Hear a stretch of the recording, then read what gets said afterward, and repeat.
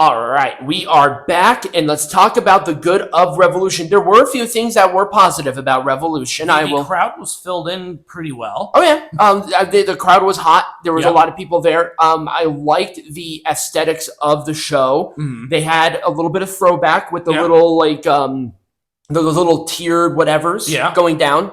I thought that was kind of cool. It was kind of like a mix between the throwback. We didn't see the condoms, which was a plus. I don't know why they thought the little condoms were a good idea, but we'll most likely see them back for Dynamite. Did we see them for Dynamite? They weren't there for Collision, but apparently Collision was here. I had no idea. I had no idea Collision was here either. This match, even though that that face plant that MJF took was scary as shit. Yep. I did like this match. It was a fun opener. I did like the story was kind of back and forth, but you're going to at least get a quality match with some good story with an MJF match. So, and of course, again, the story was, better than others I have seen. Yep.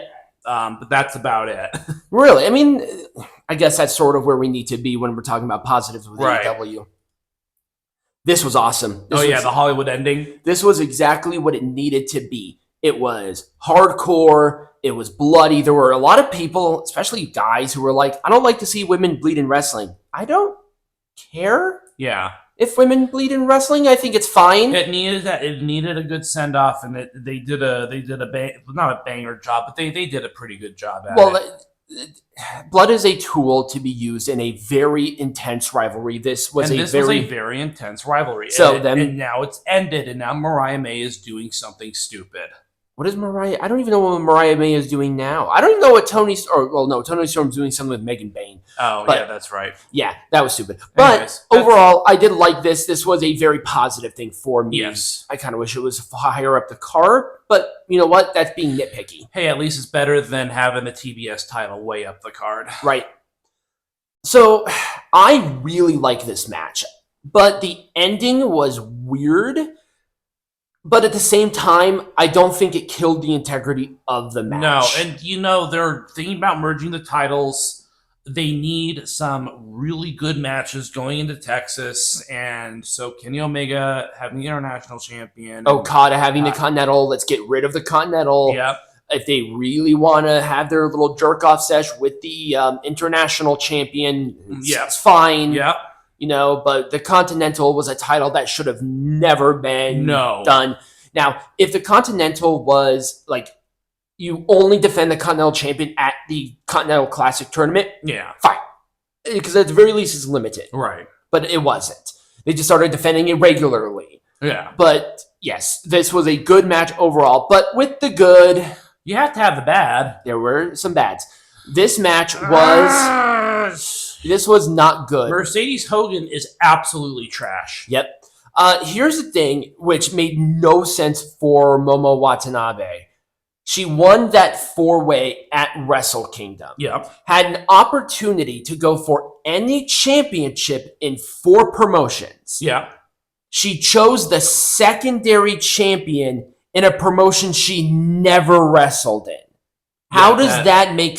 That made her look like a retard. Well, I mean, we could say that about a lot of things, but yeah, that was a very not big brain move. It was a not big brain move. It's like, go for the Stardom champion, go for CMLL, right? Ring of Honors. It's just whenever you're in the ring with Mercedes Moné, you just know you're going to lose. It turns into shit. Yep, it's going to be shit, and you're going to lose because she has creative control. Exactly.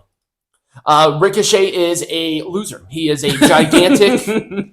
We're just going to take every opportunity to bash this man into the ground here. I'm so glad that Swerve Strickland won this match. I thought the match itself was okay. I'll at least give it there. There is some chemistry between them, but Ricochet, when all the cards are on the table with all your little sounding like a retarded parrot being stepped on with, cleats. Yeah. You lose. You just look up at the skies, counting them all. Loser. Absolute loser.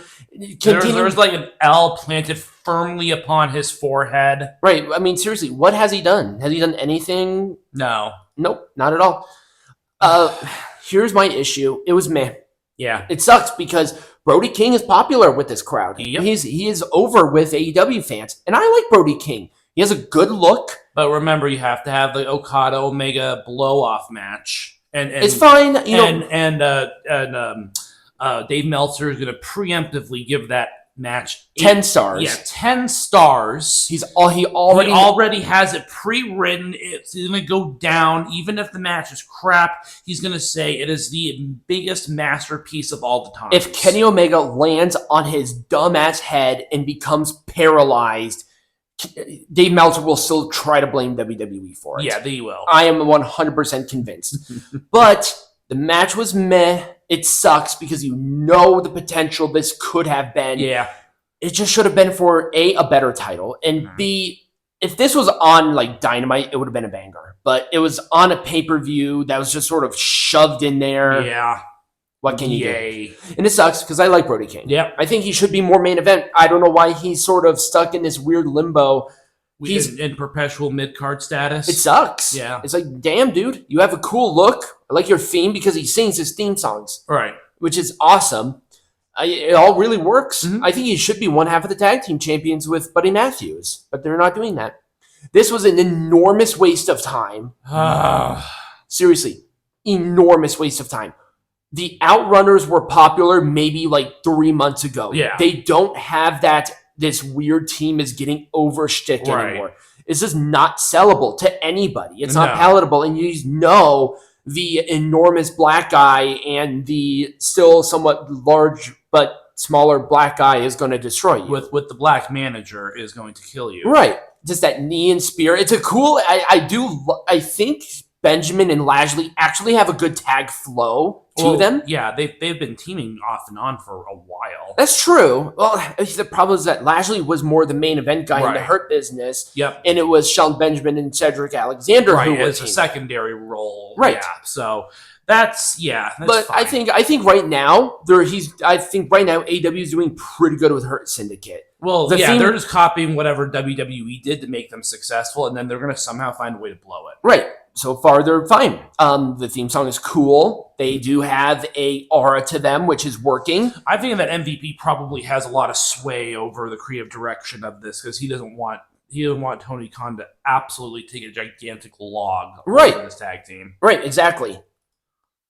All right. Well, we just have to do this, get it out of the way because you know it was going to be bad. Jon Moxley is not a good world champion. Jon Moxley absolutely sucks, and he is tearing this company down to the ground.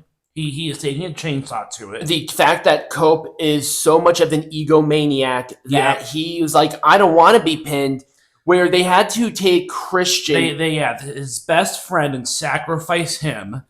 In order, and Cope doesn't fucking care either. No, Cope is just there for the money. He's like, yeah, use my best friend to eat this pin. He sucks. He's a loser. I'm the draw. Right, and Jon Moxley is just not popular as the Death Riders is dead in the water. Yeah.